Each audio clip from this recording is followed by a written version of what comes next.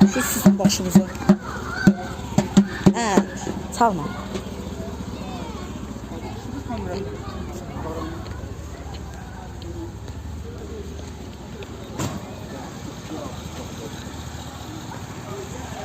Bəs burada qalaram, gərək belə çəkməyim.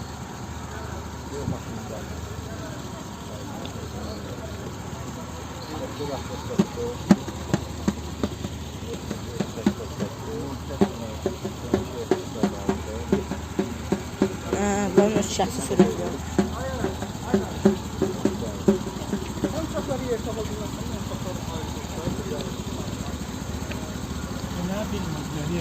Mahmud, ay Mahmud. Taşı bilmədi. Senin Xangil'den şamdanı götür da. Saç taşardı. Sevin Xangil'de şamdan var, onu geç götür. Sevin Xangil'de şamdan şam var, onu götür makinanın bagajına. Burada Sevin Hanım buradadır. Mahmud. Hə? Yox. Haram lan. Hə? Sen toylarda da beşsin. Hə, Seymur dağını tanırsan.